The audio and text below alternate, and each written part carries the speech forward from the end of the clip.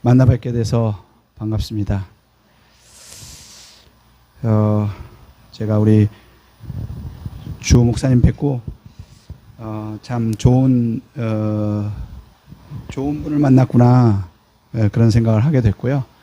또 잠깐 만나서 교제하면서도 하나님의 나라를 위해서 귀하게 사용하시는 분이구나, 이런 생각을 갖게 되어서 만남에 대해서 많은 기대가 있었고 또 감사를 드립니다.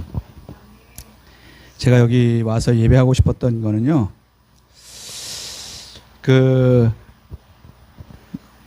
저는 이제 79년도에 예수님을 알게 됐어요, 개인적으로.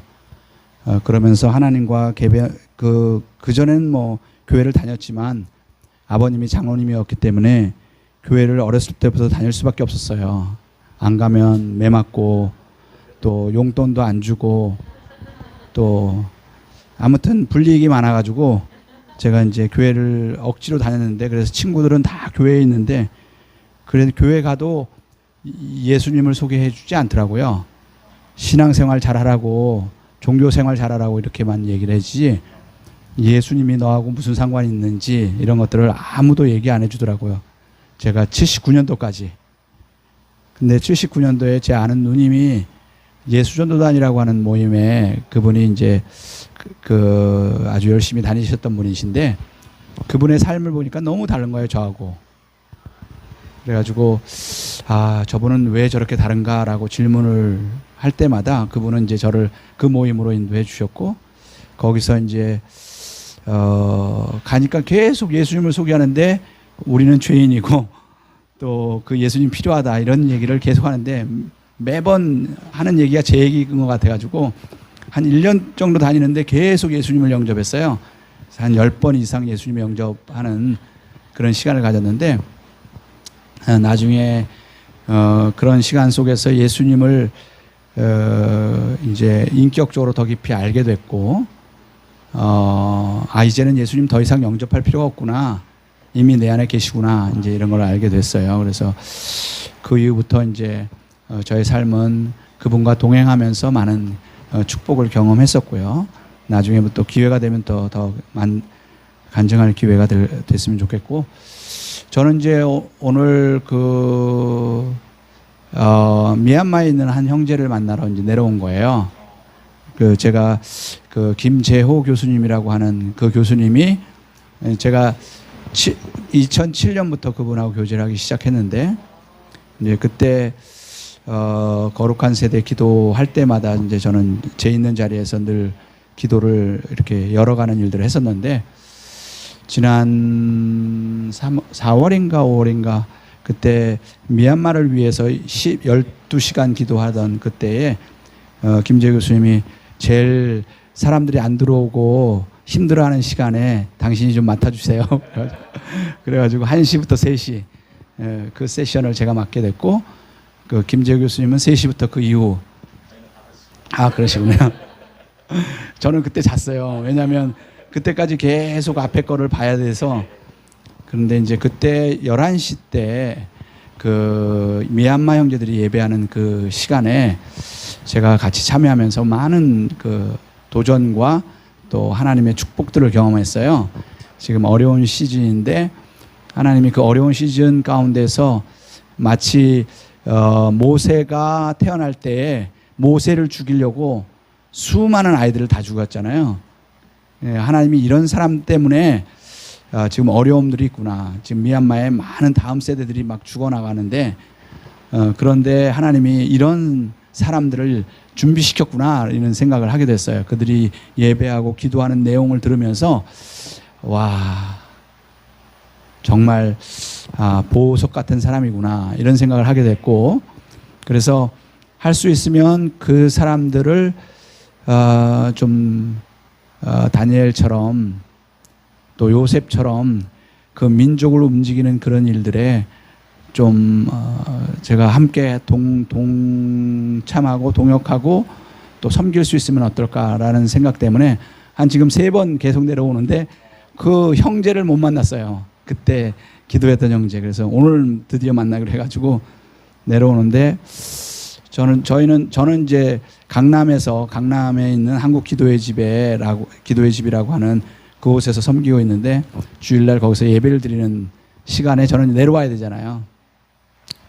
그래서 내려가면 예배를 좀 하는 곳을 좀 찾았으면 좋겠다. 가서 거기서 예배 드렸으면 좋겠다. 그렇게 생각을 했는데 제가 이제 몇 주 전에 만나면서 이곳이 그런 곳이지 않겠나 이런 생각을 해보게 됐어요. 예배할 곳. 한국 교회는 기도할 곳이 참 많습니까? 한국 교회 제가 79년도부터 나라와 민족을 위해서 많이 기도했는데 그 어렸을 때 그때 79년도에는 참 많이 교회에 가면 많은 사람들이 같이 기도하고 그랬어요. 어르신들은 또 담요 하나 들고 가서 밤새도록 거기서 그냥 장의자에서 자다가 또 깨서 기도하다가 또 피곤하면 주무시다가 그렇게 기도해 왔는데 그래서 한국 교회는 어쩌면 그분들의 그 기도와 섬김 때문에 이렇게 부흥됐는데 지금 가보면 기도하고 싶은데 어디 들어가면 문이 다 닫혀 있고 잠겨 있고 그리고 문이 열려서 들어가서 있는 곳에 들어가서 기도하면 뭐 성령으로 막 기도하면 우리 교회는 좀 조용히 기도합니다. 뭐 이렇게 되는데 어떤 면에서는 좀 나가라고 하는 소리일 것 같아요. 만약 내가 성령 안에 더 막 성령으로 감동이 돼서 막 방언으로 기도하면 우리 교회는 방언 안 써요. 그런 교회가 서로 다른 것들을 충분히 수용하지 못하고 또 마음껏 기도할 수 있는 자리가 없는 것이 참 안타까운데 더 안타까운 것은 그곳에 들어가서 기도해도 기도가 되는 곳이 있는데 기도가 안 되는 거예요. 그러니까 제가 이제 대한수도원이라는 곳에 참 많이 갔거든요. 거기는 이북에서 내려온 분들 또 북한을 위해서 참 기도하는 분들이 많아요. 지금도 그 대한수도원 철원 그 골짜기에서 밤새도록 저희 아버님 고향이 이북이에요. 평안남도 용강이라는 곳인데 거기서 그러기 때문에 북한을 위해서 막 기도했던 그런 기도가 있는데 그곳에 가면 기도가 돼요. 근데 요즘 기도가 될 만한 저는 또 이제 서울의 불광동이라는 곳에 살았는데 그 산에 올라가서 또 예배하고 기도하고 그러면 건너편에 삼각산이라는 곳에 새벽에 올라가도 쥐 하는 소리가 많이 들렸거든요. 웬만큼 기도 많이 하시는 분들은 그곳에 가서 기도로 이민족의 돌파를 이루어냈던 그런 역사들이 있는데 지금 너무 없는 거예요. 기도가 되는 곳이 없고. 근데 이제 기도가 필요한데 기도하는 사람이 없고 기도할 곳이 없고 기도가 되는 곳이 없고. 근데 또 한편에 예배, 이 기도와 예배는 너무 짝이 되는 건데 예배를 하러 가면 묵찬, 기찬, 설기찬 아세요? 묵도, 기도, 찬송, 설교, 기도, 찬송, 축도 그냥 정형화된 그런 순서에 물론 그 가운데서도 하나님이 일하시지만 성령 안에서 예배하고 정말 하나님이 원하시는 예배를 드릴 수 있는 공간이 참 적고 또 한 가지 예배가 되는 곳이 적어요. 예배가 예배다운 그곳이 참 적은 것이 안타까워요. 그래서 오늘 여기에 온 것은 저는 아까 미얀마에서 온 형제나 제가 또 섬기고자 하는 회교권 안에 하나님의 특별한 일들이 일어나는 것들을 위해서는 이 예배와 기도가 생명인데 이 일이 이루어지는 그 일들 속에서 하나님이 열어가는 하나님이 하시는 일들을 좀 보고 싶은 사람이거든요. 그래서 이제 이 부산 지역에 내려오면서 그런 곳을 찾다가 오늘 여기서 예배를 드렸으면 좋겠다 이런 마음이 들어서 제가 전화드렸고 오게 된 겁니다. 오늘 말씀은요 이사야서 66장인데요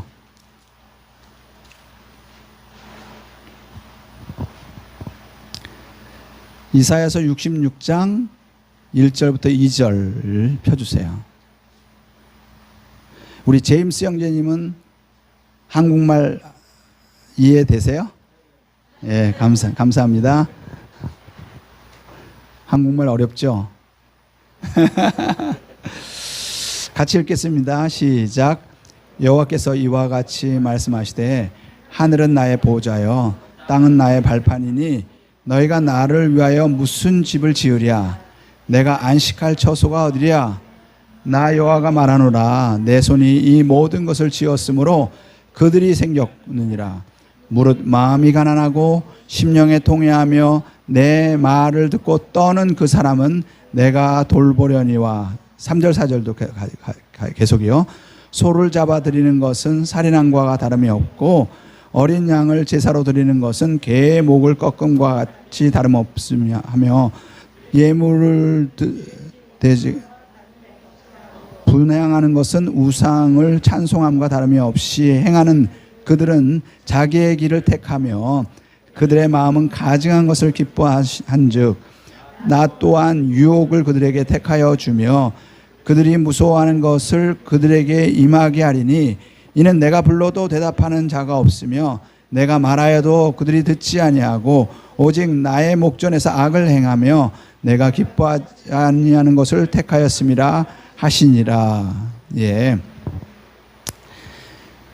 여기에 하나님이 지금 이사야서는 이 마지막 66장이 마지막이에요.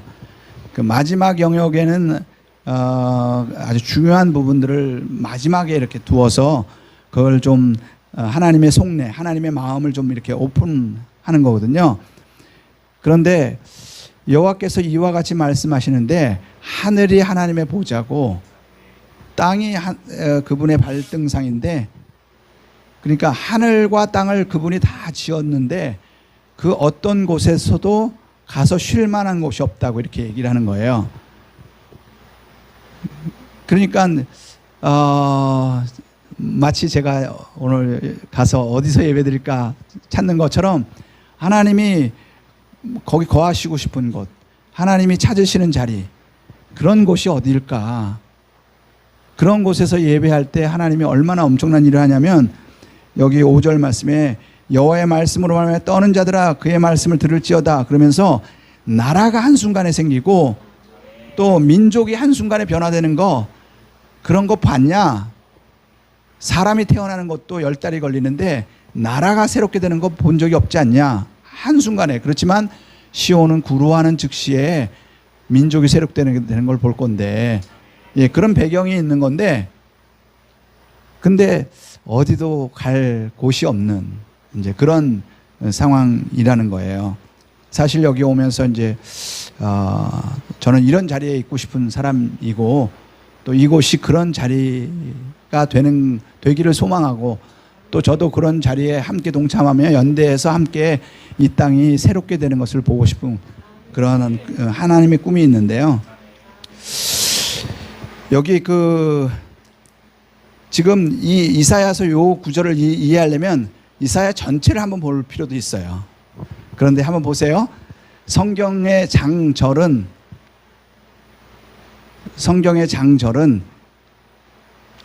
언제 생긴 것 같아요?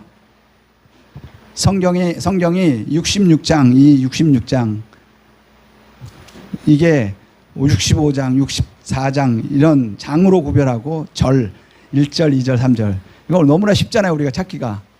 그런데 본래 성경에는 장절이 있다 없다. 없었어요. 근데 한참, 그러면 예수님 당시에 그때는 있었다 없었다? 예, 그때도 없었어요. 그러면 콘스탄틴 대제가 기독교를 공인한 다음에 300년대 그때는 좀 있었다 없었다? 그때 조금 있었다?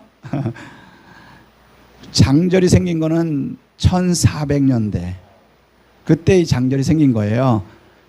그리고 확정, 그러니까 이 라틴어로 이 성경이 기록되면서 조금 해야 할 필요들도 있고, 그 다음에 제네바 회의라고 1555년도에 제네바 회의에서 장절을 딱 결정하고 그때부터 이제 장절이 생긴 겁니다.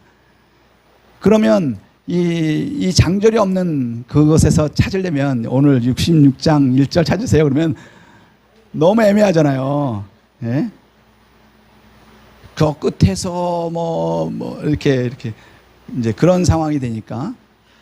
근데 이제 장절도 굉장히 중요한 부분이지만 그 내용을 이해하려고 하면 이 내용이 어떤 흐름으로 되어져 가는가 전체의 흐름 속에서 그 의미를 잡아내야 되는데 이 장절의 구분 때문에 막 왜곡되는 게 너무 많죠. 그래서 저는 이제 오늘 이사야서의 이 내용들을 얘기하면서 성경에서 뭘 얘기하려고 하는가 그거를 우리가 찾아볼 필요가 있다는 거예요. 지금 오늘 이거 하늘은 나의 보좌요 땅은 나의 발판인데 내가 거할 곳이 어딘가 이거에 대해서 고민하고 있는 하나님의 고민을 이 이사야 전체의 내용을 통해서 한번 우리가 볼 필요가 있겠다 생각을 한 거예요. 근데 이사야는 크게 두 구분이 돼요. 여러분들 쭉 이사야에서 66장까지 읽기 너무 힘들잖아요. 그죠? 저도 너무 힘든 이거를 막 읽으면서 했는데 읽다 보니까 이렇게 주제가 바뀌는 것들이 이렇게 보여요. 주제가. 근데 1장부터 39장은 인간적인 세상의 역사들을 막 기록하고 있고요. 그게 얼마나 타락하고 얼마나 하나님의 개입 때문에 심판할 수밖에 없는 세상인가 그거를 1장부터 39장까지 얘기한 다음에 인간에게는 소망이 없어요. 그렇기 때문에 하나님이 하셔야 됩니다. 그래서 40장부터 마지막 66장까지 하나님이 이 세상을 어떻게 바꿔놓을 건가 그것을 이제 설명을 쭉 해나가는 걸로 구분이 돼요. 그런데요 1장부터 12장까지는 여러분들 1장을 한번 해보세요. 제가 구분하기 쉽게 여러분들에게 좀 설명을 드려볼게요.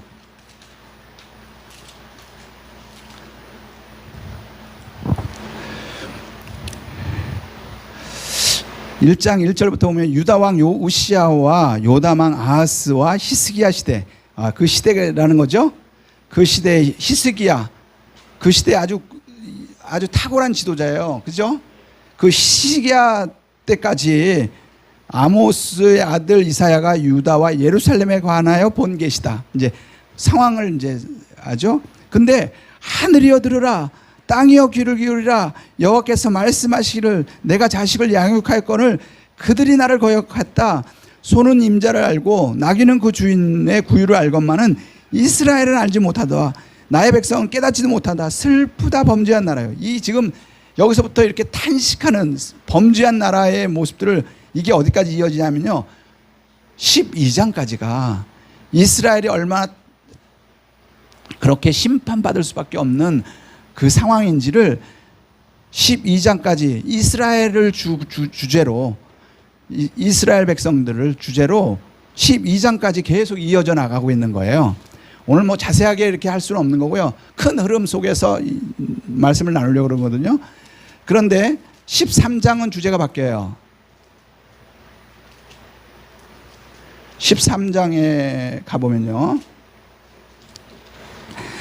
13장 1절 아모스의 아들 이사야가 바벨론을 대하여 받은 경고다. 이제 바벨론을 향하여, 아까는 어디요?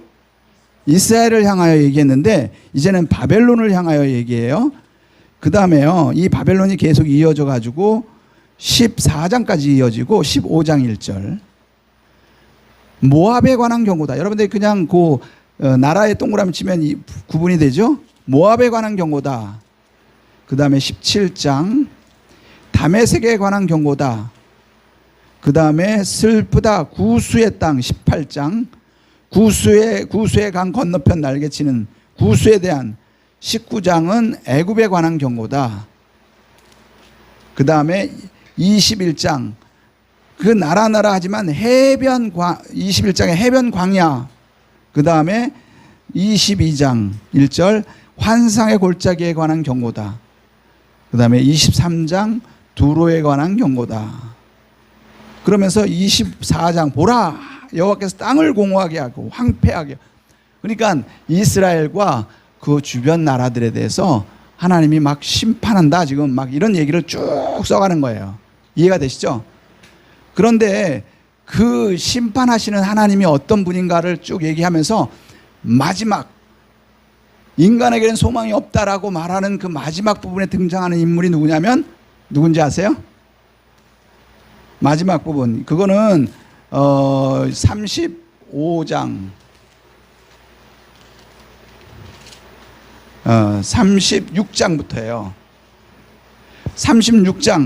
36장부터 39장 한 인물을 또 거기에 등장시켜요. 누군지 아세요? 예, 히스기야. 그래서 히스기야 왕 아까 시대에 대한 얘기를 하면서 마지막 그 히스기야 시대를 언급했잖아요.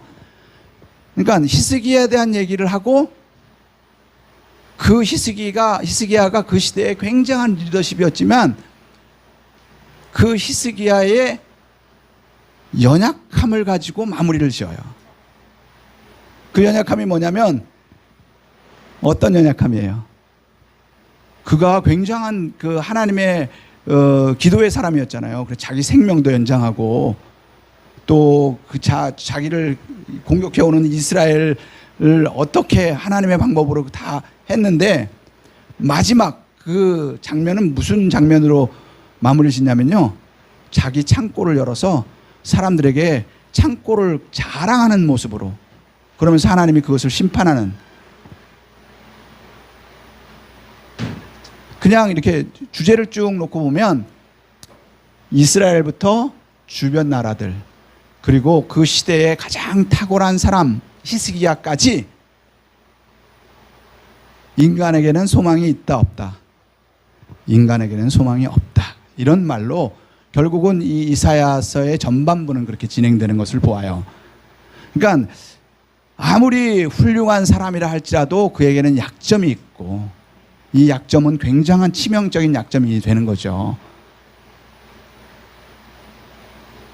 나중에 히스기야 죽은 다음에 그 다음 왕이 가장 악랄한 왕이었어요. 그 왕 때문에 이스라엘이 굉장히 어려움을 당하거든요. 생명을 연장했는데도 불구하고 그 생명이 연장됐을 때에 태어난 아이예요. 그게 그 나라의 그 민족의 가장 악랄한 왕이 된 이것을 보면서 아무리 기도해가지고 생명을 연장했다 할지라도 그 연장한 내가 원했던 그것이 성취되는 것을 정말 하나님이 기뻐할까? 굉장히 중요한 이슈가 될 거죠. 어쨌든 1장부터 39장까지는 인간에게는 소망이 없어요. 그런데 40장부터 그러기 때문에 40장부터 읽어보면 하나님이 어떻게 그 인간 사회에 개입하는지 그거를 계속 얘기를 하세요. 이제는 시선을 사람과 세상에 두지 말고 하나님께 두어라. 이제 이런 메시지일 거예요. 그런데요. 근데 이사야 40장부터 마지막 장까지 가면서 여기서에서도 하나님의 메시지가 그 흐름 속에 또 담겨 있는 거예요. 근데 마지막 탄식이 뭐였어요? 오늘 읽은 말씀 속에 마지막 탄식. 그 어느 곳에서든지 거할 곳이 없는 곳이라는 거예요. 너무 그게 안타깝다는 거죠. 자, 이 마지막에 가면 갈수록 하나님의 탄식이 어떻게 표현되어지는지를 보세요. 59장.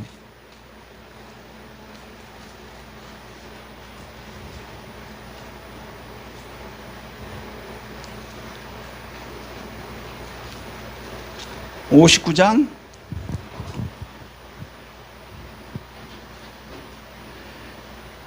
13절부터 보죠. 우리가 여호와를 배반하고 속였으며 우리 하나님을 따르는 데서 돌이켜 포악과 패역을 말하며 거짓을 마음에 잉타해 나으니 정의가 뒤로 물리침이 되고 공의가 멀리 섰으며 성실이 거리에 엎드러지고 정직이 나타나지 못하는도다. 성실이 없어짐으로 악을 떠나는 자가 탈취를 당하는도다. 악을 떠나면 탈취를 당해야 돼요? 아니면 잘 살아야 돼요? 예? 잘 살아야죠. 그런데 악을 떠나는 자가 탈취를 당하는 세상, 이게 그 시대라는 거예요. 그런데 그거를 거기 여호와께서 그걸 같이 읽겠습니다. 시작. 여호와께서 이를 살피시고 그 정의가 없는 것을 기뻐하지 아니하시고, 예, 정의가 없는 것을 기뻐하지 않는데요. 근데 하나님이 무슨 말씀을 더 하냐면요, 하나님의 속내 16절 시작. 사람이 없음을 보시며 중재자가 없음을 이상히 여기셨으므로 자기 팔로 스스로 구원을 베푸시며 자기의 공의를 스스로 의지하사. 예, 하나님은요 그 시대적인 상황이 안타까울, 아까 봤잖아요, 예루살렘부터 시작해서 주변의 모든 나라의 시대가 그런 시대인데, 그 시대를 그래서 심판할 수밖에 없는데, 그 심판할 수밖에 없는 시대에서 하나님은 사람을 찾는데요. 어떤 사람이요? 예? 여기서 지금 뭐라 그래요? 사람이 없음을 보시고, 어떤 사람이 없음을? 중재자가 없음을. 예, 하나님이 찾으시는 사람은 중재자라는 거예요, 시대적인 상황에서. 자, 그 다음에요, 이 63장을 가보세요. 거기서 또 그런 얘기를 해요. 63장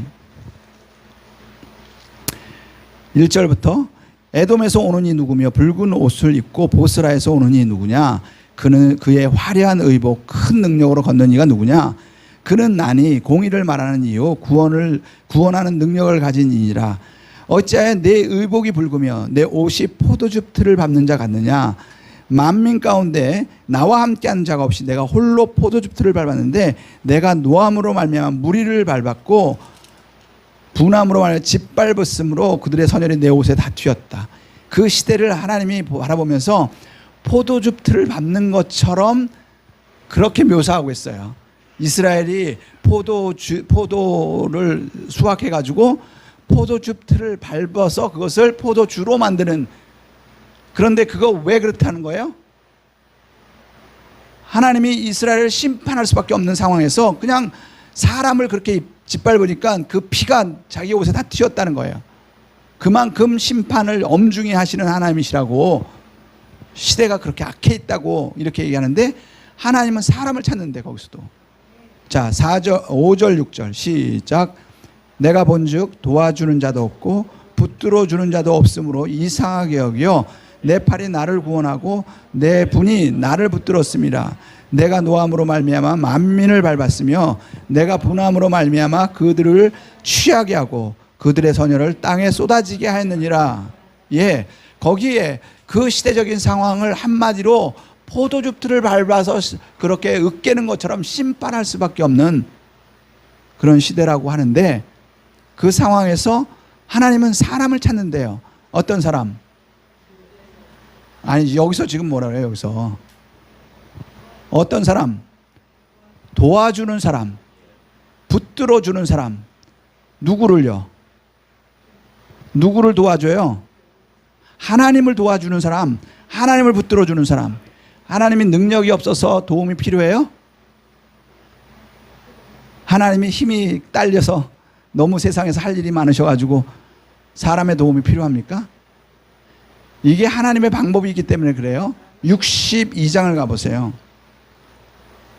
62장에도 그 시대적인 상황을 얘기하고 6절 7절 같이 읽겠습니다. 시작.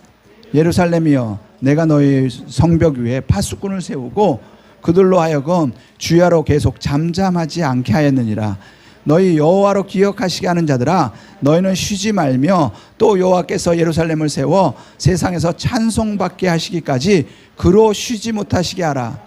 예, 하나님은 구원하실 수 있는 하나님이신데, 능력자이신데, 하나님이 한 가지 결정한 거예요.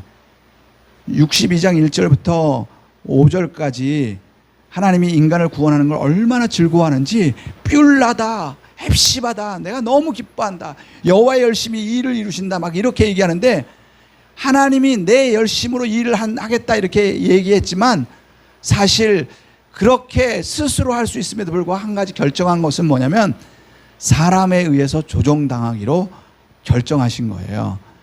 다시 말하면 파수꾼이 하나님 앞에서 하나님 이거 해주세요라고 하면 하나님은 그것을 하실 수밖에 없는 하나님, 하나님 이 일들을 해결해 주세요라고 그렇게 하나님 앞에 요청하면 그 일을 하실 수밖에 없는 하나님.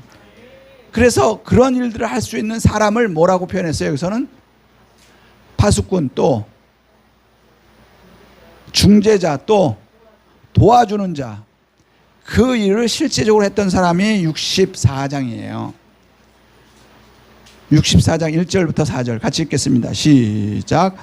원하건대 주는 하늘을 가르고 강림하시고 주 앞에 산들이 진동하기를 불이 섭슬 사르며 불이 물을 끓임 같게 하사 주의 원수들이 주의 이름을 알게 하시며 이방 나라들로 주 앞에 떨게 하옵소서. 주께서 강림하사 우리가 생각하지 못한 두려운 일을 행하시던 그때에 산들이 주 앞에 진동하여 싸우니 주 외에는 자기를 앙망하는 자를 위하여 이러한 일을 행한 신을 옛부터 들은 자도 없고 귀로 들은 자도 없고 눈으로 본 자도 없었나이다.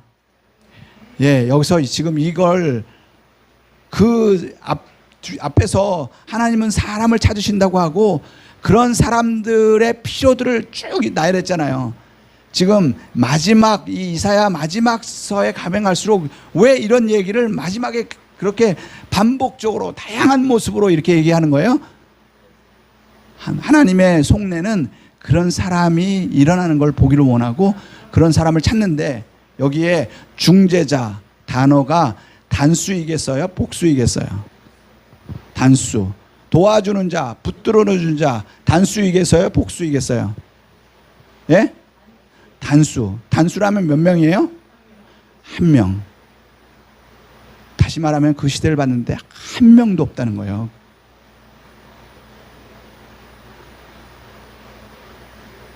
하나님이 한 명도 없으니까 하늘이 당신의 보좌고 땅이 발등상인데 한 명도 없구나 이런 얘기인 거거든요. 이 시대를 안타까운 하나님이 뭔가 40장부터 마지막까지는 하나님이 해답입니다 라고 말했잖아요.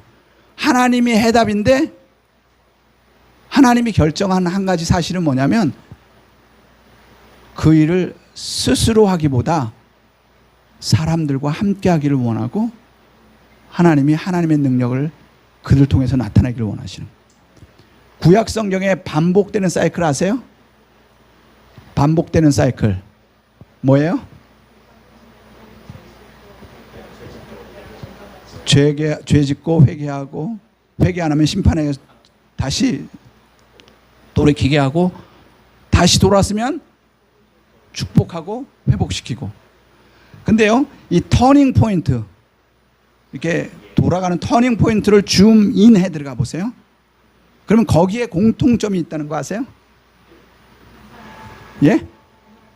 예. 하나님은 스스로 역사의 터닝 그 수레바퀴를 돌리시는 게 아니라 충분히 할 수 있음에도 불구하고 하나님이 결정한 사실은 하나님이 우리에게 보여준 사실은 사람이 그 가운데 있다는 거예요. 하나님은 스스로 할 수 있음에도 불구하고 사람을 통해서 했고요. 근데 그 터닝 되는 그 자리에 몇 명이 있었어요? 몇 명? 한 사람. 예를 들면 누구요? 예? 누구요? 예, 삼손도 그 한 사람이에요. 또 기드온 또 이제 사사기 계속 돌아가겠네. 사사기밖에 모르는 건 아니겠죠? 또 요셉, 또 모세, 다니엘. 그러면 하나님이 지금 찾으신다면 몇 사람을 찾겠어요? 한 사람. 이 64장은 그 한 사람이 하나님 앞에 하나님 여기에 역사해 주세요. 하나님이 이 가운데 함께 해 주세요. 북한을 위해서 기도할 때에도 하나님은 한 사람 찾아요. 그 한 사람이 이렇게 설 때에 그 한 사람의 기도를 들으시고 하나님은 북한을 바꾸시고 그러니까 하나님이 그 시대를 향하여 찾으시는 그 한 사람. 잠비아 맞죠? 감비아 죄송합니다. 감비아를 위해서 찾으시는 그 한 사람 제임스 일 수 있는 거죠. 그 결과로 64장의 결과로 65장이 나온 거예요. 65장은 아까 꿈 얘기를 했지만 북한이 회복되면 우리 마당에 무슨 그런 꿈, 여기에 65장의 내용이 다 그런 거예요. 어린 양들이 함께 뛰어놀고 회복의 역사가 있을 때 얼마나 놀라운 일이 있나. 그런데 66장 1절 2절 없다는 거예요. 이해가 되시죠? 제가 한국에 돌아와가지고 정말 안타까운 게 지금 이 시대가 이런 사람이 필요한 시대라는 거예요. 기도하는 자리에 하나님의 얼굴을 구하는 그 한 사람, 하나님으로 일하시게 하는 그 사람, 그 자리. 근데 한국 교회도 그렇게 가서 막 한국을 위해서 눈물 흘리면서 통곡하면서 기도하고 있으면 우리 조용히 기도한다고. 정말 마음이 아파가지고 기도하고 있으면 엘리가 와가지고 얘기하는 것 같은 그런 시즌이라는 거예요, 지금. 그런데 하나님이 지금 이렇게 코로나 상황을 열어가시면서 쭉정이들은 자꾸 이렇게, 그리고 무엇에 이렇게 집중해야 할지에 대한 것들을 지금 4단계 왔어요. 앞으로 이 코로나는 더 심각한 일들로 우리 가운데 올 거예요. 왜냐하면 이게 결론이 아니라는 거를 저는 알게 됐거든요. 더 제가 2년 전에 2019년 10월 25일이었어요. 금요일 날 우리 심야 기도를 하는데 저희 교회에서, 아들아, 제 마음 가운데, 아들아, 어려움이 온다고 다들 얘기하는데 준비하지 않고 있지 않니? 내가 너에게 보여주는 그 장소, 거기서 그 장소를 열어서 다음에 어려움이 올 것을 위해서 준비해라. 그래가지고 지금 강남에 65평 되는 장소를 렌트를 해가지고, 렌트가 아니라 제가 그 목사님한테 다 허물어져 있어요. 재건축하는 건물이었어요. 재건축하기 때문에 언제 다시 나가야 할지 모르는 상황이에요. 석 달 후에 나가야 할지 뭐. 근데 제 퇴직금 다 거기다 들어받고 하나님이 하라고 했으니까 2019년 10월 25일 그래서 4천만 원을 들여서 거기를 리모델링을 다 했어요. 그리고 2020년 2월 1일 그때 오픈하우스를 하기로 했거든요. 근데 그 전 주간에 제가 한 주간 우리 선배들이 하는 것처럼 담요 하나 들고 거기서 철야를 했거든요. 피곤하면 생철야는 못하고 또 낮에 일이 있으니까 피곤하면 또 자고 또 깨워주시면 또 일어나서 기도하고 그런 시간을 가졌는데, 토요일 날이 2월 1일인데 금요일 날 새벽 4시에 제 귀에다 대고 하나님이, 아들아, 어려움 왔지? 이 코로나가 어려움 아니니?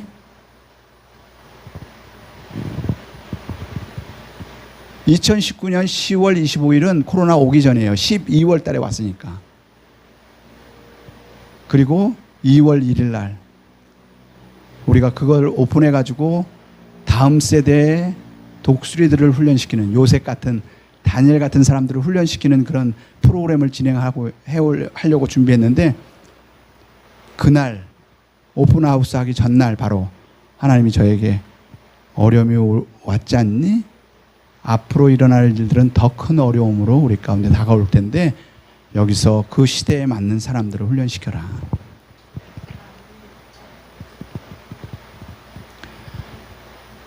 그래서 그때 2월 1일 날 오픈했어요. 그래서 2월 22일부터 아카데미를 시작하기로 했는데요.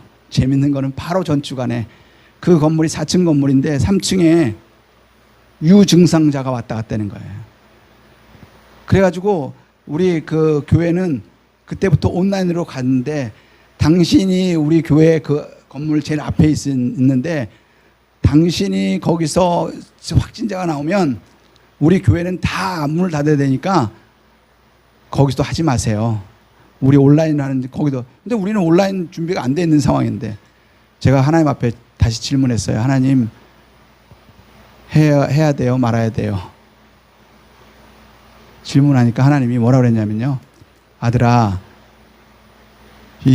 여기서 어려움이 올 것을 대비해서 준비라고 하라고 그랬는데, 어려움 다 끝나고 이제 다 수습해가지고 그 다음에 그 프로그램 진행할 거면 왜 지금 내가 시켰겠니? 앞으로 일어날 일들은 어려움 한복판에서 진행해야 할 일들인데, 그 훈련은 어려움의 세팅, 어려움의 장 속에서 훈련이 되어야 어려움을 감당할 수 있는 사람들이 준비되는 거 아니니? 어렵더라도 대면으로 진행해. 그러시는 거예요. 그래서 진행했고 2번 지금 돌았어요. 근데 너무 놀라운 거는 하나님이 정말 어려운 시즌에 이 복음, 말씀은 매이지 않게 이 시대에 하나님이 원하시는 방법으로 하나님의 사람들을 준비시키는 일들을 해야 할 필요들을 갖게 하신 거예요. 왜 이런 얘기를 말씀드리냐면요. 하나님은 지금도 사람을 찾는데요. 여기 56장에 가면 내 집은 뭐라고요? 만민이 기도하는 집이다. 이사야서의 어떤 중요한 핵심인데요. 하나님은 지금 와서 머물 자리를 찾으세요. 근데 기도하는 사람, 기도하는 자리, 하나님의 마음을 읽어내며 하나님이 무엇을 원하시는지를 감지하면서 하나님 앞에 반응하는 사람, 하나님은 그런 사람을 찾으신다는 거예요. 여기에 그런 사람들이 이 시대 앞에 반응하는 그런 일들이 있기를 원합니다. 제가 매주 포항으로, 마산으로, 서울로 이렇게, 집이 서울이니까 매주 내려왔다가 올라가거든요. 내려올 때마다 하나님이 저에게 그런 마음을 주세요. 예전에 부흥이 평양에서 부흥이 일어나니까, 평양은 저 변방이었잖니. 서울 한성, 조선의 수도는 한성이었는데, 그렇지만 평양에 부흥이 있으니까 평양은 하나님 나라의 중심이 되었다.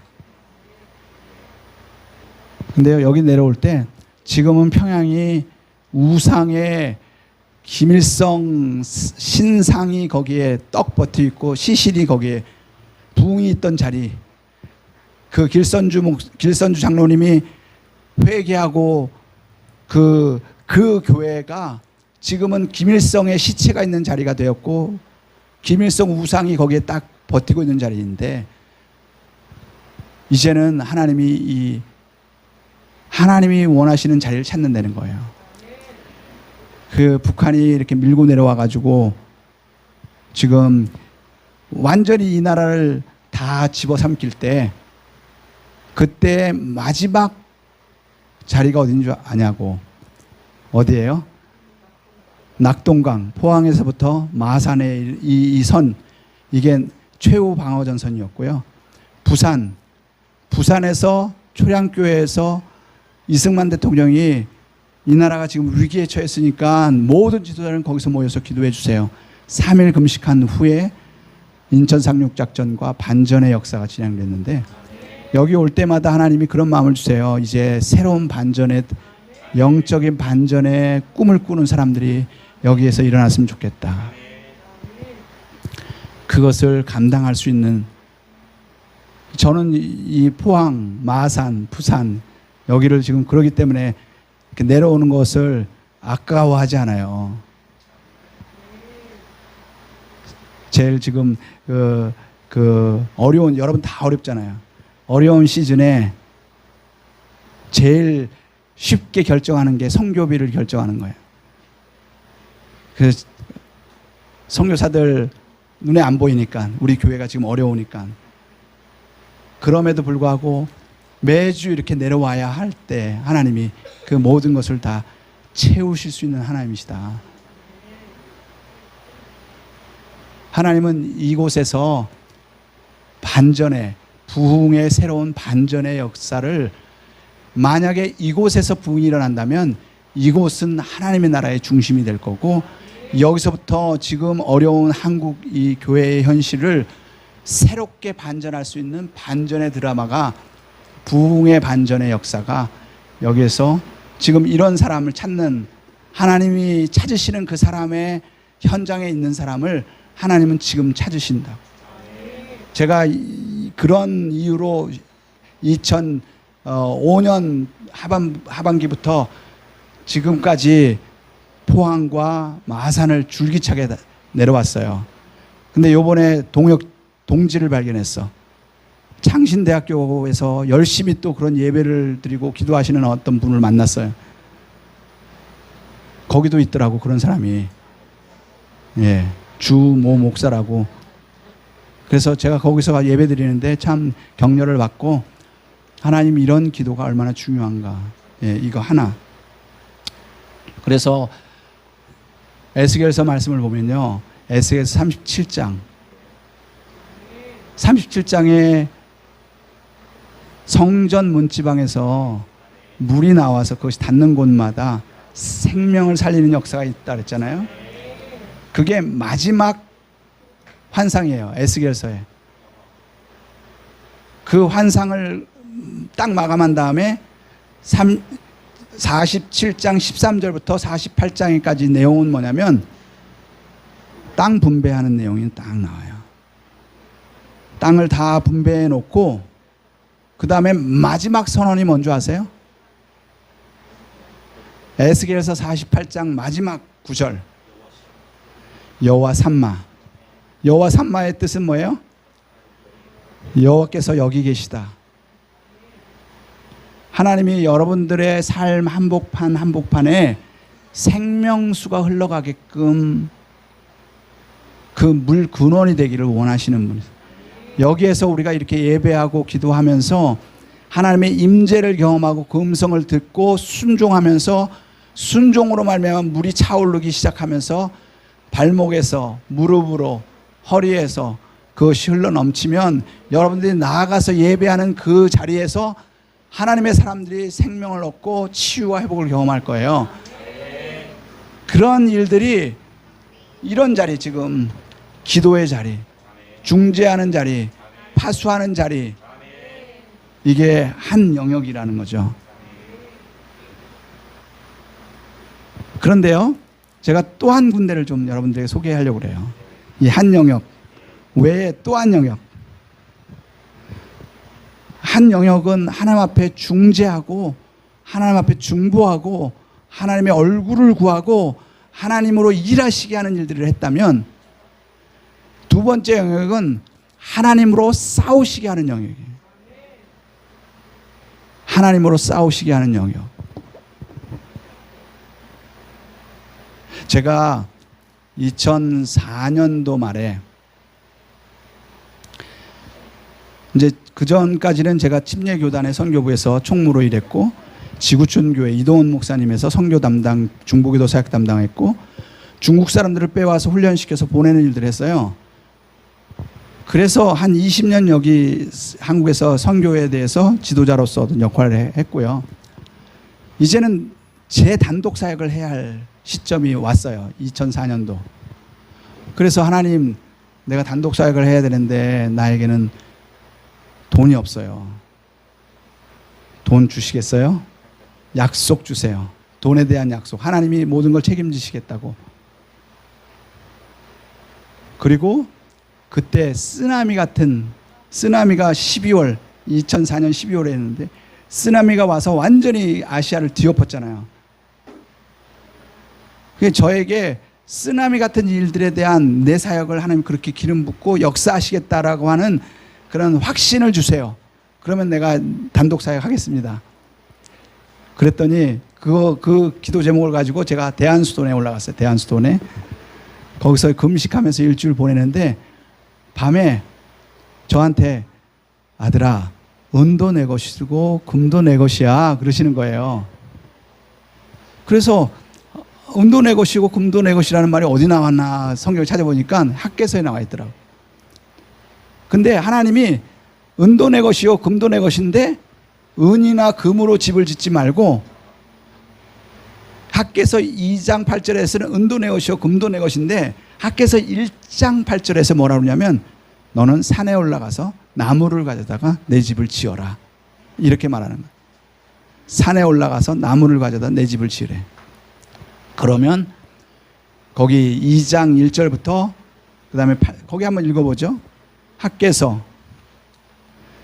어쩌면 우리가 해야 할 일이 이거예요.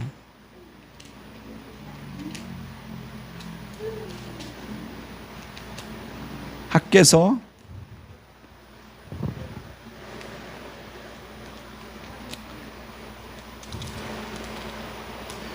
1장 8절을 제가 읽게 먼저. 너희는 산에 올라가서 나무를 가져다가 성전을 건축하라. 그리하면 내가 그것으로 말미암아 기뻐하고 또 영광을 얻으리라. 여호와가 말하였느니라. 그런데요, 그 하나님이 6절, 2장 6절부터 9절 같이 읽겠습니다. 시작. 만군의 여호와가 이같이 말하노라. 조금 있으면 내가 하늘과 땅과 바다와 육지를 진동시킬 것이요 또한 모든 나라를 진동시킬 것이며 모든 나라의 보배가 이르니 내가 이 성전의 영광이 충만하게 하리라. 만군의 여호와의 말이니라. 은도 내 것이요 금도 내 것이라. 만군의 여호와의 말이니라. 이 성전의 나중 영광이 이전 영광보다 크리라. 만군의 여호와 말이니라. 내가 이곳에 평강을 주리라. 만군의 여호와의 말이니라. 예, 은과 금으로 집을 짓지 말고 성전에 가서 산에 올라가서 나무를 가져다 집을 지으면 이 하늘과 땅과 바다, 육지를 진동시키는 일, 쓰나미 같은 일이 있을 거라는 거예요. 거기에 2장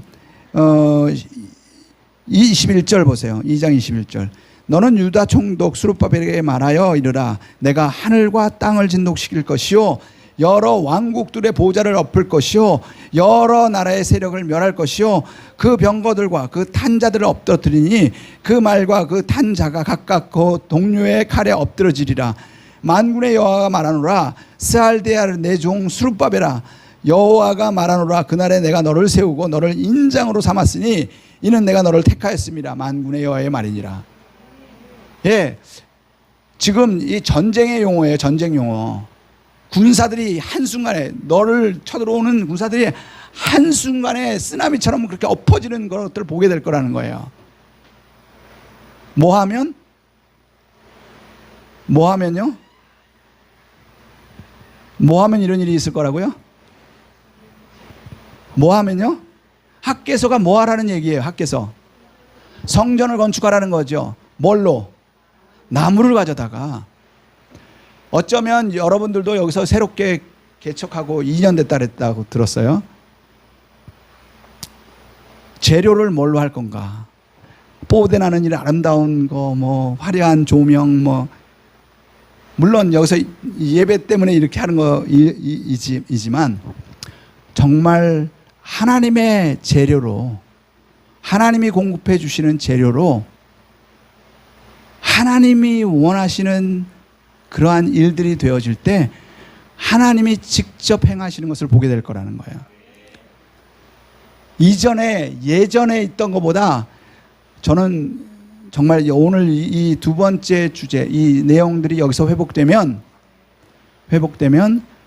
이전에 어떤 교회에서 어떤 공동체가 표현했던 것보다 더 강력한 하나님의 임재와 영광으로, 교회 이름이 뭐라고 그랬어요? 영광의 임재교회, 이곳에 그런 일들이 있을 거라고 믿으세요? 그러면 한번 보세요. 이 학개서와 동일한 주제의 다른 선지자에게 말한 책 아세요? 학개서 그때에 포로로 다 잡혀갔어요. 지금 성전이 다 무너져 있어요. 근데 돌아와 보니까 그 성전 건축하려고 하지 않고 다 자기 집만 먼저 막 이렇게 하는 거예요. 그러니까 하나님 집이 다 무너져 있는 상황인데 자기 집만 관심 가지고 있는 그 사람들에게 성전 너희들이 걱정하는 금, 은, 그거 걱정하지 마. 내가 재료 공급할 거야. 그 약속이거든요. 근데 이거와 똑같은 주제, 같은 시대에 같은 다른 선지자, 같은 시대에 같은 주제를 다른 선지자에게 준 구절이 뭐냐면, 성경이 뭐냐면 스가랴서예요. 스가랴. 근데 스가랴서를 가보면요, 2장을 가보죠. 2장.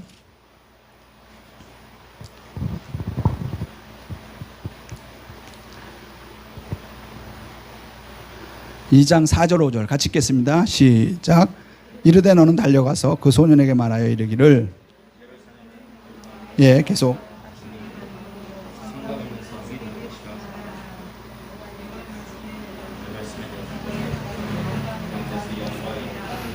예, 원하시는 거잖아요. 이게 우리 교회가 이 가운데 영광의 임재가 충만한, 하나님이 불로 둘러싼 성과 그를 만드시고 그 안에 친히 당신이 영광이 되시는 거, 그거 보기 원하시는 거잖아요. 그죠?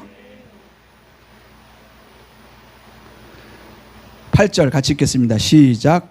만군의 여호와께서 이같이 말씀하시되 영광을 위하여 너희를 노력한 여러 나라로 보내셨나니 너희를 범하는 자는 그의 눈동자를 범하는 것이다. 너희를 범하는 자는 그의 눈동자. 그는 누구세요? 너희를 범하는 자는 그의 눈동자를 범한다. 그가 누구세요? 하나님이시죠. 그러면 이 성전이 건축되면 이스라엘, 이 사람들은 누구의 눈동자라는 거예요? 여호와의 눈동자라는 거예요. 이렇게 손을 한번, 그리고 옆으로 이렇게 해보세요. 그리고 옆에 사람 눈을 한번 찔러주세요. 눈을 한번 찔러주세요. 같이 가까이 가세요. 진짜 찔러보세요.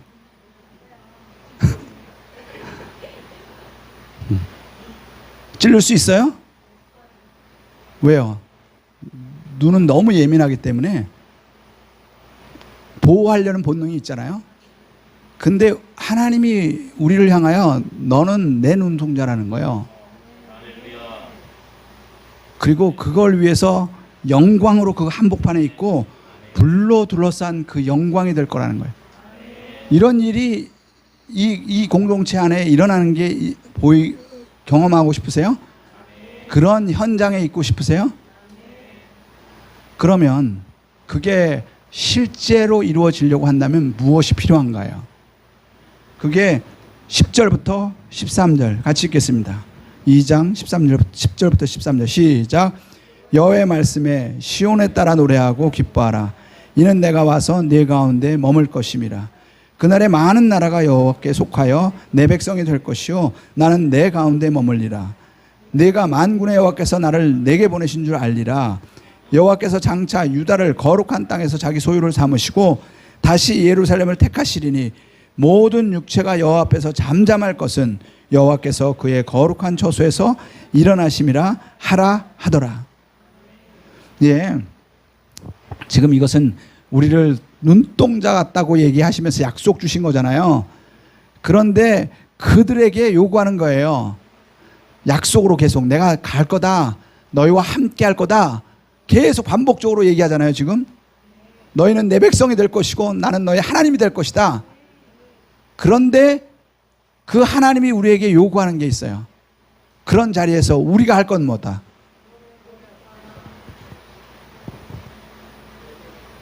노래하고 기뻐하라. 맨 마지막 절에는 뭐라고 해요? 우리가 할 게 뭐가 있어요? 예, 우리는 여호와 앞에서 잠잠할 것이를. 그러니까 우리가 그분 앞에서 잠잠하다는 의미를 우리가 알아야, 잠잠하면 그 다음에 하나님은 어떻게 하시겠다고요? 일어나실 거라는 거예요. 우리가 그분 앞에서 잠잠하고 있으면 당신이 일어나서 당신의 일을 하시겠다는 거예요. 우리가 일하는 걸 보고 싶으세요? 아니면 하나님이 일어나서 일하시는 걸 보고 싶으세요? 예, 이게 하나님의 성전을 건축하면 나타나는 결과예요. 아까 말했던 쓰나미 같은 역사들이 강력하게 일어날 텐데 우리 수준의 일이 아니라 하나님 수준의 일이 일어날 거라는 거예요. 하나님의 수준의 파워, 하나님의 수준의 역사, 하나님의 수준의 능력, 그 일을 위해서 우리가 할 것은요, 아무것도 없어요. 그냥 잠잠히 있으면 되는 거죠. 근데 잠잠히 있으라는 게 아무것도 하지 말라는 게 아니라 10절 말씀이 그 키가 되는 거죠. 같이 읽겠습니다. 시작. 시온에 따라 노래하고 기뻐하라. 이는 내가 와서 내 가운데 머물 것임이라. 주님이 우리 가운데 오셔서 머물 수 있는 조건이 뭐냐면 그분을 기뻐하고 그분을 노래하는 거라는 거예요. 이 구절을 또 한 군데서 보여주는 건데요. 9장에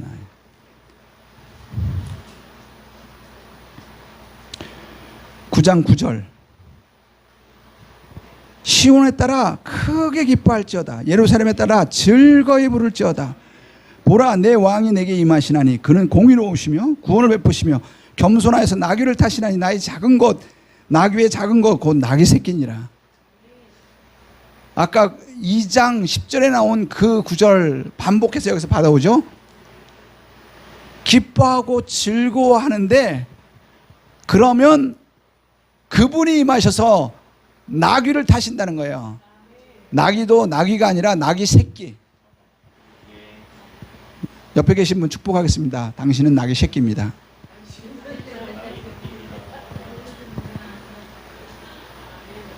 우리가 예배하고 그분을 기뻐하고 있으면요, 당신이 오셔서 당신의 마음을 우리 가운데 보여주세요.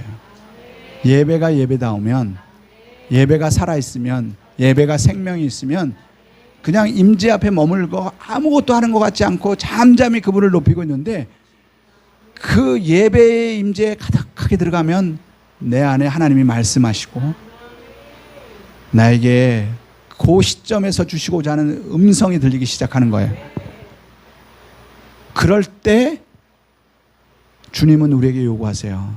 네 등 좀 내밀어 줄래?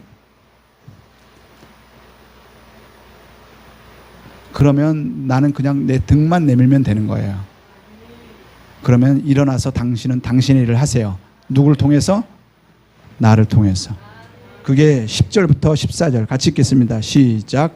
내가 에브라임의 병고와 예루살렘의 말을 끊겠고 전쟁하는 활도 끊으리니 그가 이방 사람에게 화평을 전할 것이요 그의 통치는 바다에서 바다까지 이르고 유브라의 강에서 땅끝까지 이르리로다. 또 너로 말할진대 내 언약의 피로 말미암아 내가 내 갇힌 자들을 물 없는 구덩이에서 놓았나니 갇혀 있으나 소망을 품는 자들아 너희는 요새로 돌아올지니라. 내가 오늘도 이르노라. 내가 내게 갑절이나 갚을 것이라. 내가 유다를 당긴 활로 삼고 에브라임을 끼운 화살로 삼았으니 시온아 내가 내 자식들을 일으켜 헬라 자식을 치게 하며 너를 용사의 칼과 같게 하리니 여호와께서 그들 위에 나타나서 그들의 화살을 번개같이 쏘아내실 것이며 주 여호와께서 나팔을 불게 하시며 남방의 회오리 바람을 타고 가실 것이다. 예, 우리는 우리 등을 그냥 나귀 새끼처럼 겸손하게 그분 앞에 내디밀면 당신이 그것을 타고 거기서 행차하시기 시작하는데 우리를 타고 행차하실 때 어떤 사람은 활로 삼아서 어떤 사람은 화살로 삼아서 어떤 사람은 호각을 삼아서 어떤 사람은 전차로 삼아서 하나님이 타고 행하신다는 거예요. 그리고 마지막에 그 모든 것을 아우러서 남방의 회오리 바람을 만들어서 타고 진행하시겠다는 거예요. 남방의 회오리 바람, 이게 뭐예요? 남방의 회오리 바람. 우리나라 저 남방에서부터 회오리 바람이 계속 올라오죠. 조만간 또 올라올 겁니다. 남방 회오리 바람, 필리핀에서부터 계속 올라오는 남방 회오리 바람 뭐예요? 태풍.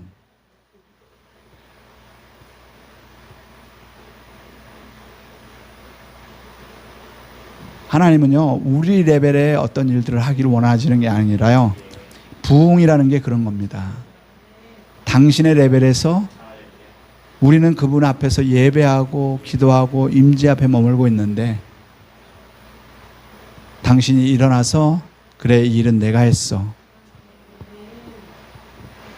하나님은 이 남방에서부터 그 회오리 바람 태풍을 경험하는 사람들이 영적인 부흥의 태풍을 이 민족을 향하여 불어오게 하는 그런 일들에, 그래서 제가 하나님이 이 태풍의 눈, 그 중심에 있는 그런 교회를 가서 예배하고 싶어요. 그래서 예배하는 자리를 좀 찾게 해주세요. 근데 여기를 이렇게 떠오르게 해주셔가지고 제가 오늘 와서 예배 드리고 있는 거예요.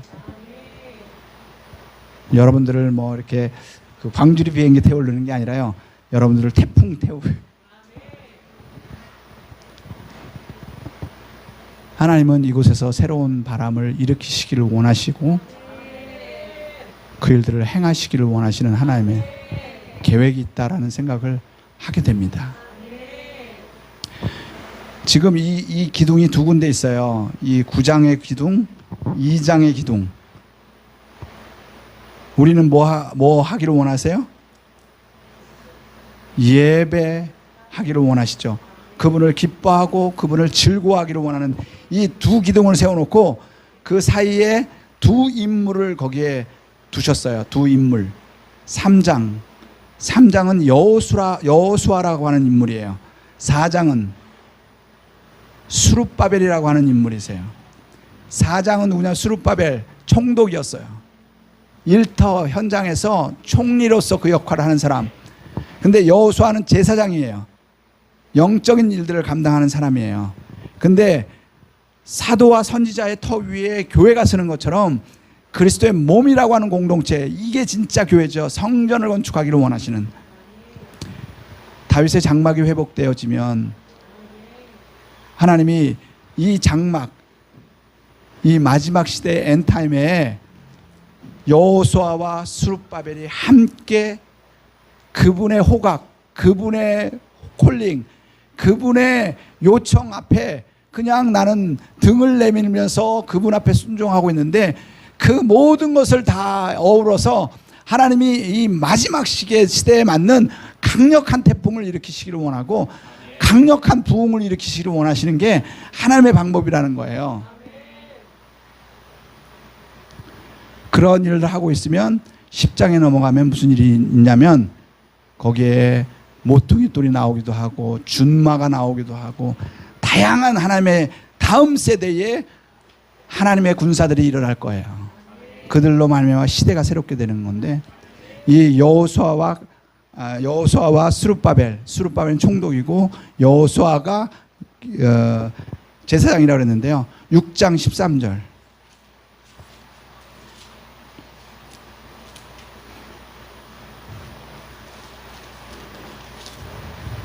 같이 읽겠습니다. 시작.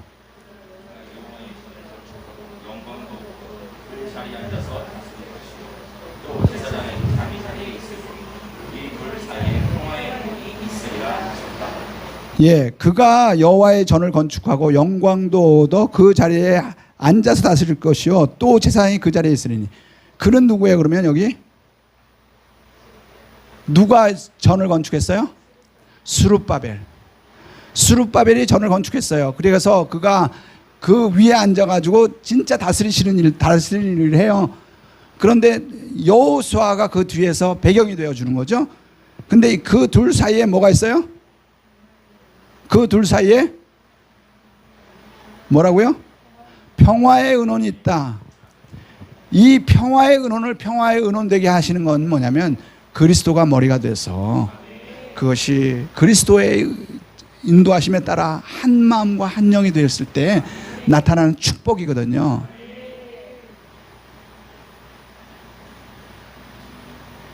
이게 성전의 비밀이고 이게 교회의 비밀이고 사도와 선지자의 터 위에 교회가 세워지면서 위에 앉아서 다스리는 자는 누구예요? 스룹바벨. 저는 말레이시아에서 12년 사역하면서 하나님이 저에게 알게 하신 한 비밀이 있었어요. 그게 뭐냐면 제가 갈 때 저희 교회 담임 목사님이 저를 위해서 기도하면서 모르드게가 생각나요. 당신은 거기서 그런 역할 할 것 같아요. 그래서 모르드게가 왜 모르드게야? 난 이해를 못했어요. 근데 12년 사역을 하면서 하나님이 저에게 모르드게 역할을 보게 하셨어요. 모르드게는 누가 있어야 하는 사람이에요? 에스더. 근데요, 한국 교회는요, 모르드게가 에스더를 데려다가 자기 시다발이 하게끔.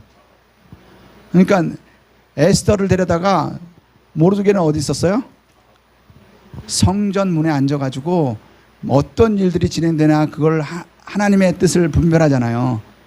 그리고 나서 그걸 에스더한테 알려가지고 지금 우리가 위기에 있어. 그런데 에스더를 데려다가 성전에 앉아가지고 자기 소일거리 하게 되면 에스더는 여사관 정도의 수준이에요. 근데요, 이 모르드게가 에스더의 수준에서 에스더가 일하게 하니까 왕의 레벨에서 일들이 진행되는 거예요. 그러니까 주호 목사님이 모르드게여야 되는데 이 독수리를 데려다가, 여러분들 같은 분들 독수리를 데려다가 주호 목사님 시다발이 하는 거야. 주일날 성수주일 해야 되니까 여기 와서 이거 잘 하면 내가 당신 집사 시켜주고 장로 시켜주고 역할들을 해주겠다. 제가 그렇게 했다는 거예요. 한국 교회가 지금 그러고 있고요. 그러니까 정치, 경제, 문화, 사회에서는 하나님의 사람들이 아무런 역할을 못하고 그냥 주일날 성수주일 잘하고 있어. 한 시간 예배 잘 드리면 묵찬, 기찬, 설기찬.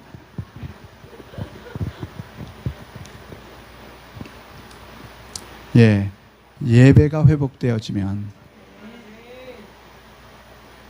하나님이 에스더가 깨어날 거예요. 이 스룹바벨이 깨어날 겁니다. 스룹바벨이 총리로서의 역할들을 해줘야 그 민족의 소망이 있는데,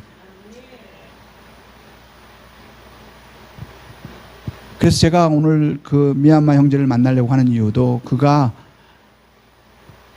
하나님의 원하시는 일들을 할 수 있도록 독수리처럼 날아오를 수 있도록 하게 하는 그 일들을 섬기기를 원하고, 그 일에 그 한복판에는 결국 예배와 기도가 DNA처럼 있어야 되기 때문에 제가 여기서 여러분들의 기도와 지원을 받으면서 좀 이런 일을 할 거니까 좀 도와주세요. 기도 제목도 나누고 또 함께 동역합시다라고 말하려고 온 거예요.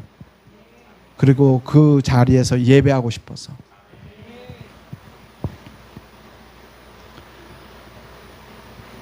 시편 149편 말씀을 좀 펴주세요.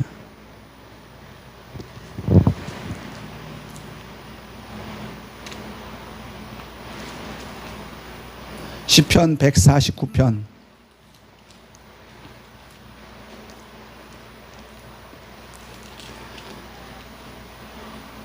1절부터 3절 같이 읽겠습니다. 시작. 할렐루야, 새 노래로 여호와께 노래하며 성도의 모임 가운데서 찬양할지어다. 이스라엘은 자기를 지으신 이로 말미암아 즐거워하며 시온의 주민들은 그들의 왕으로 말미암아 즐거워할지어다. 춤추며 그의 이름을 찬양하며 소고와 수금으로 그를 찬양할지어다. 뭐 하는 장면이에요? 예배하고 찬양하는 장면이에요. 근데 그렇게 되면 어떤 일이 벌어지냐면요, 5절부터 9절까지 시작. 성도들은 영광 중에 즐거워하며 그들의 침상에서 기쁨으로 노래할지어다. 그들의 입에는 하나님에 대한 찬양이 있고 그들의 손에는 두 날 가진 칼이 있도다. 이곳으로 문 나라에 보수하며 민족들을 벌하며 그들의 왕들은 사슬로 그들의 귀인들은 철고랑으로 결박하고 기록한 판결대로 그들에게 시행할지로다. 이런 영광은 그의 모든 목사에게 있도다. 목사에게 있다고 그러지 않아요?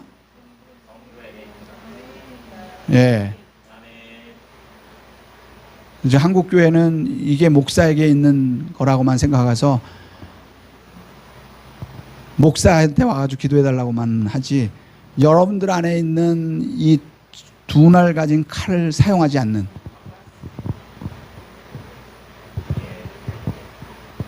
우리는 여러분들을 훈련시켜고 준비시켜서 준마처럼 전쟁에, 또 하나님의 이런 지금은 하이브리드 전쟁의 시기예요. 지금 영적 전쟁은 지금까지 겪었던 보다 더 강력한 일들을 수행해내야 하는 거예요.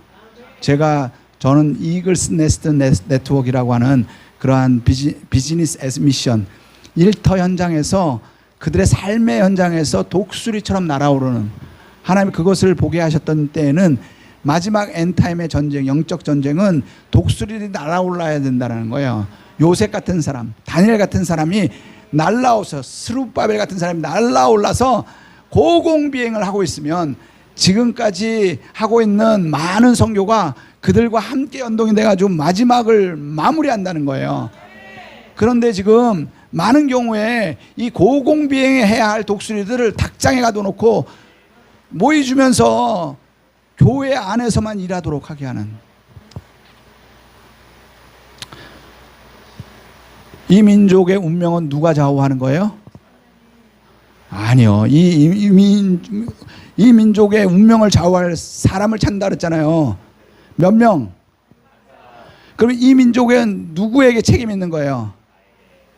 누구에게 책임이 있어요? 그 한 사람이 누구예요? 예. 여러분들은 나는 그건 내 일 아니다. 에스더가 만약에 나는 그게 내 일 아니다 이러고 있으면 아무 일도 일어나지 않죠. 근데 이 영역에서 내가 죽으면 죽으리다 라고 하나님 앞에 서기 시작하면서부터 그 영역 속에 새로운 일들이 진행될 거예요. 하나님이 지금 이 민족의 운명을 누구에게 맡기기를 원하세요? 옆에 계신 분 축복하면서, 하나님은 우리 민족의 운명을 당신에게 맡기기를 원하십니다.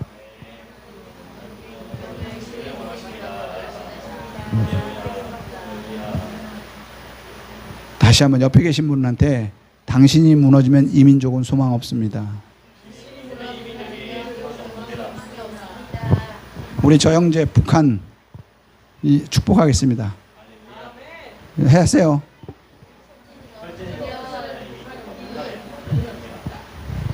믿어요? 예. 하나님이 한 영혼을 그렇게 키워가기를 원하시는 거죠. 그 민족을 책임질 사람으로, 그 시대를 변화시킬 사람으로. 기도는 중보하고 중재하면서 하나님이 민족의 운명을 새롭게 열어가는 일들을 한다면, 어떤 면에서는 여호와께서 일하시게 하는 사람이라고 한다면, 예배는 뭐예요? 예배는 여호와께서 싸우시게 하는 거예요. 여호와께서 전쟁하게 하시는 거예요. 예배가 예배다음에 나중에 이제 뭐 계시록에 보면 하나님 보좌 앞에 올라갔을 때, 차원이 다른 레벨로 올라갔을 때, 거기서 하프앤볼, 예배와 기도를 통해서 어떤 역사가 벌어지는지 아마 보게 될 거예요. 기도는 하나님으로 일하시게 하는 거고요. 예배는요, 하나님으로 싸우시게 하고, 하나님으로 전쟁하게 하시고. 우리는 뭐 해요? 우리는 잠잠히 있으면 되는 거죠. 잠잠히 있는 것은 아무것도 안 하는 게 아니라 그랬죠. 뭐 하는 거예요? 그분을 즐거워하고, 그분을 예배하고, 그분을 기뻐하고. 하나님 이 땅에 예배와 기도를 통해서 하나님이 그 새로운 일들을 행하시는 이 부산의 그러한 처소를 여기에 그 처소 삼아 주십시오. 이곳에 오셔서 하나님으로 일하시게 하시고, 하나님으로 싸우시게 하는 하나님 레벨의 수준의 영적 전쟁을 기도와 예배로 수행하는 그러한 일들이 우리 안에서 일어나게 해 주십시오. 우리 이 시간 하나님 앞에 그렇게 기도하겠습니다. 찬양팀 나오셔서 위대하신 주 이 찬양을 하면서 우리가 그 기도를 하겠습니다. 위대하신 줄 아시죠? 빛나는 왕의 왕, 영광의 주님.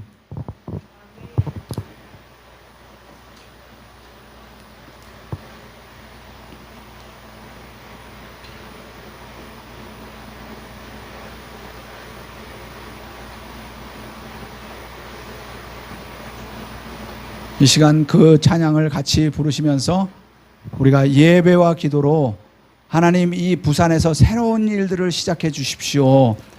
민족의 운명을 하나님의 방법으로 열어갈 수 있는 하나님, 그러한 하나님의 사람들이 일어나게 해 주십시오. 우리 그 찬양을 우리가 주님 앞에 드리면서 주님이 싸우십시오, 주님이 일하시옵소서, 우리 그렇게 이 찬양으로 올려드리면서 기도하겠습니다.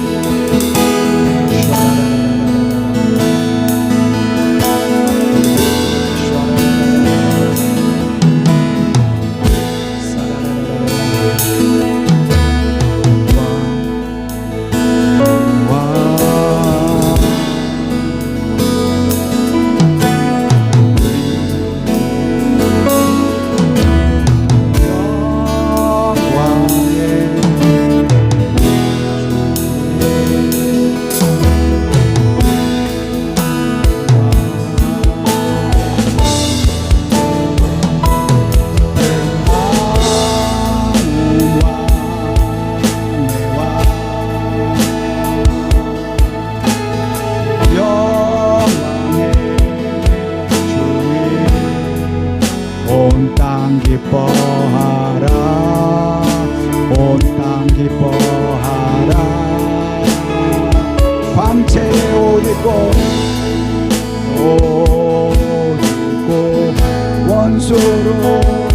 원수를 물리쳐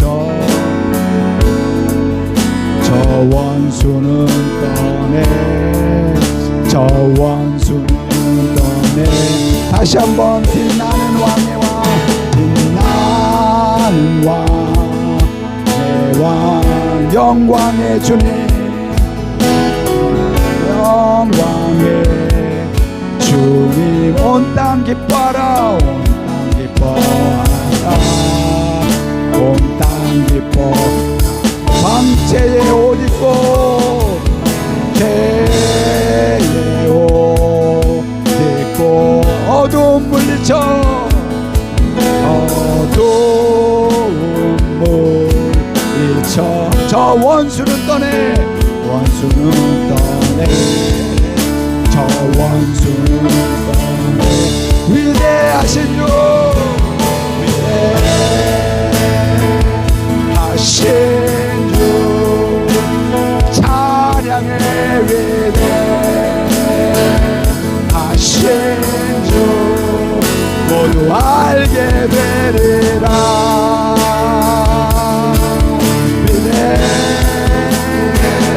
위대하신 주, 위대하신 주,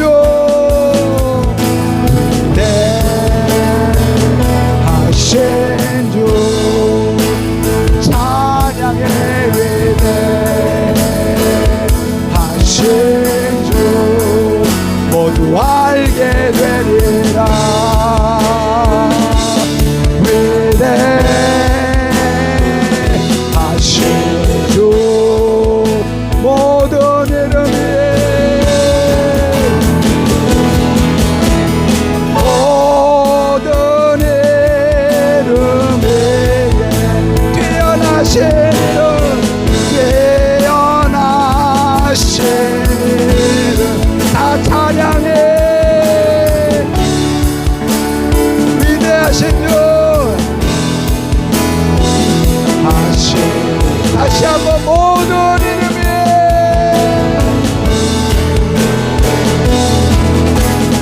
모든 이름에 뛰어나신 이름 언하신 이름 다 찬양해.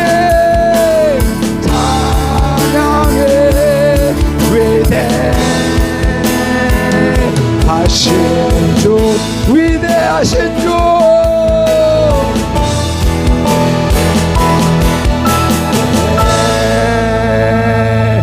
위대하신 주 찬양의 위대하신 주 모두 알게 되리라.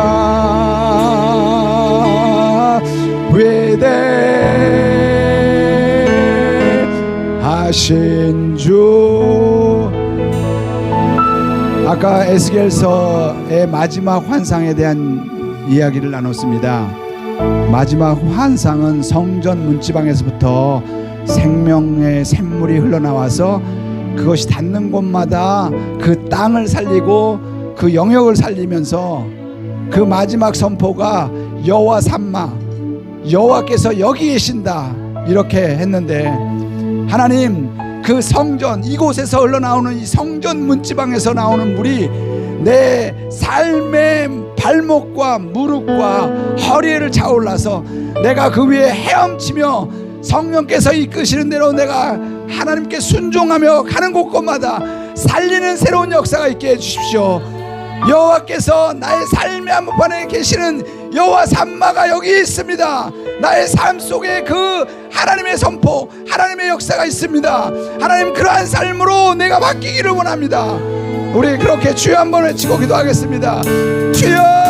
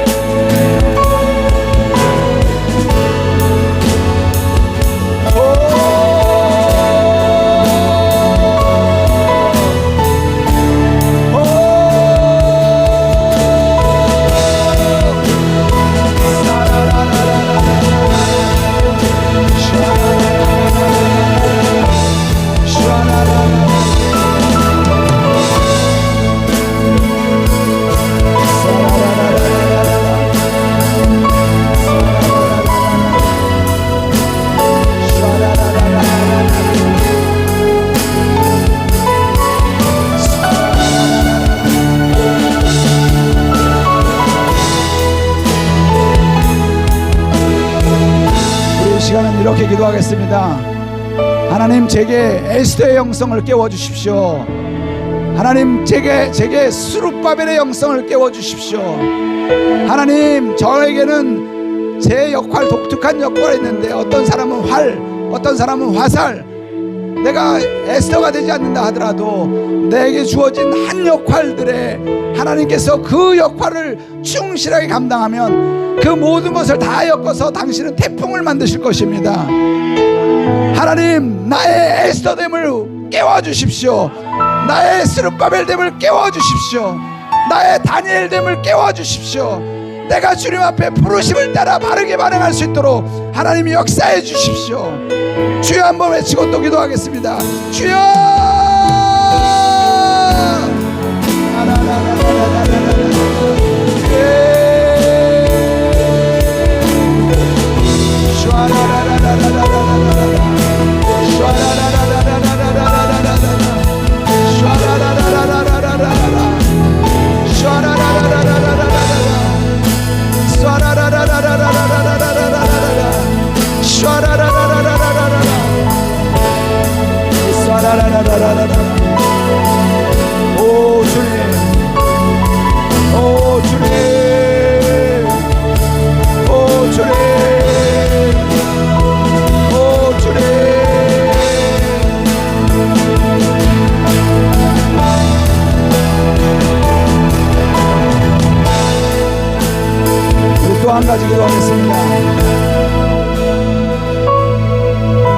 한 가지 기도할 것은요,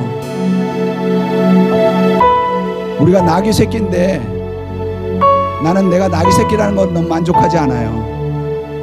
나 왜 이 모습인가? 왜 내가 새끼 낙이도 아니고 낙이 새끼인가?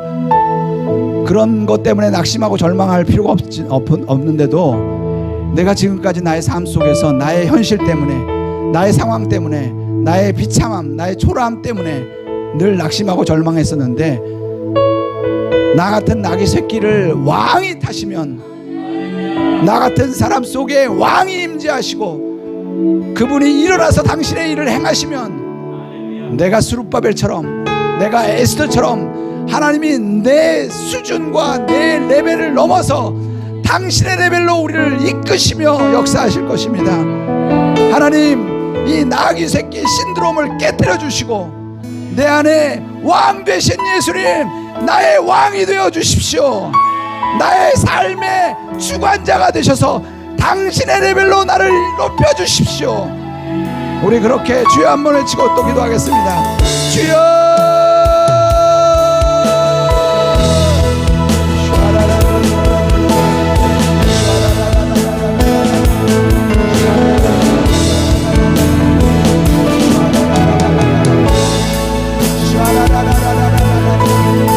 하나님 아버지, 나의 삶을 바꿔주시고 나의 삶을 새롭게 해주십시오.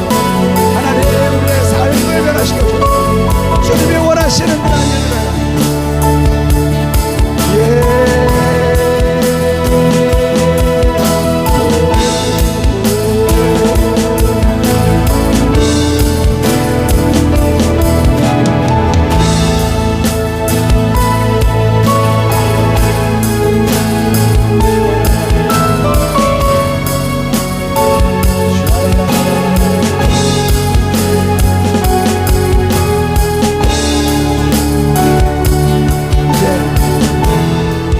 한 부분 더 기도할 것입니다. 아까 에스겔서 47장 말씀은 성전 문지방에서 나오는 그 물이라고 그랬는데요, 성경의 맨 마지막 환상이 뭔가 우리가 기억했으면 좋겠습니다. 신약 구약 전체를 다 합쳐서 맨 마지막 환상, 그것조차도 보호자에서부터 물이 나와서 그 물이 닿는 곳마다 살리는 역사로 이어집니다. 계시록 22장 1절부터 5절인데요, 그거는 보호자에서부터 물이 나옵니다. 아까는 성전에서, 우리 개인의 삶의 성전 속에서 물이 나올 때 우리의 영적인 수위가 올라가는데, 보호자로부터 물이 나오면요, 우리 공동체의 수위, 우리 민족의 수위, 부흥의 수위가 올라갈 겁니다. 그것은 우리가 그 보호자 위로 올라가서 보호자 앞에서 하나님의 수위로 그 생명의 권세와 하늘의 권세와 하늘의 능력과 하늘의 역사가 이 땅 가운데 풀어지는 그런 일들에 우리가 순종하며 그렇게 갈 때에 그 보호자로부터 나오는 물이 우리가 다니는 길 한복판으로 흐르고, 그 좌우에 실과가 많이 맺어서 그 실과로 영혼들이 살아나고, 그 다니는 길에서 우리가 예수님을 보게 될 것이고, 그 예수님의 이름이 우리의 이마에 있게 될 것이고, 우리가 그분과 함께 영원히 왕노릇할 거라고 말하고 있습니다. 그리고 그 계시록의 마지막 선언은 뭐냐면 마라나타입니다. 아까 여호와 삼마 정도가 아니라 예수님 오시면 모든 것이 다 해결되고 한 번에 끝나는, 주님이 다시 오시는 그 길에 우리 공동체들이 마치 보호자로부터 물이 나와서 그것이 내가 되고 강이 되고 그것이 바다가 되는 것처럼, 하나님, 이제는 우리 교회의 이러한 그 보호자에서부터 흐르는 물과, 또 서울에서 이런 보호자로부터 흐르는 물과, 또 마산에서 포항에서 흐르는 물들이 함께 합쳐져서 하나님 부흥의 수위를 높여주십시오. 그리고 주님 다시 오실 길들을 우리가 마련할 수 있도록 왕의 대로를 놓아가게 해주십시오. 하나님, 예수님 다시 오시는 그 길을 만들고 싶습니다. 보호자로 우리를 이끌어주세요. 하늘 보호자 앞으로 우리를 이끌어주세요. 그곳에서 생명수를 경험하게 해주세요. 우리 주여 한번 외치고 또 기도하겠습니다. 주여!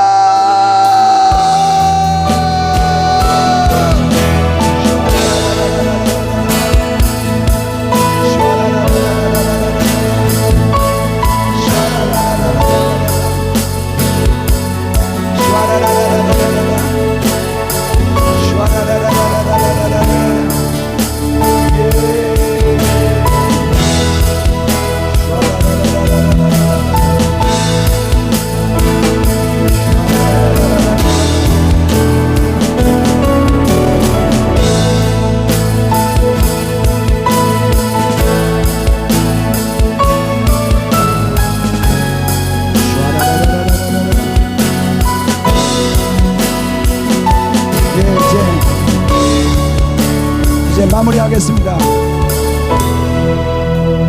마무리하면서 한 가지 기도로 마무리하겠습니다. 계시록에 보면 계속적으로 반복되는 어떤 특별한 자리가 있습니다. 그러한 표현들이 있는데 그건 뭐냐면 땅의 왕들이 자기의 영광을 가지고 하나님 보좌 앞으로 나갈 것이라고. 어떤 사람은 받은 돌이 있는데 받은 사람만 아는 그 이름이 그 안에 있다고. 우리 한 사람 한 사람, 우리 공동체 한 공동체 하나님이 우리에게 주신 소명이 있습니다. 하나님이 우리에게 주신 사명이 있습니다. 그것 우리가 충실하게 성실하게 감당할 때 하나님은 이 땅 가운데 새로운 일들을 하는 것을 우리를 통해서 사용하실 것입니다. 하나님, 우리의 소명의 자리를 회복시켜 주십시오. 우리 공동체의 소명의 자리를 회복시켜 주십시오. 그래서 우리 안에서 그 생명수가 소명의 강, 생명의 강이 흘러가게 해주십시오. 우리 주여 한번 하시고 마지막으로 기도하겠습니다. 주여!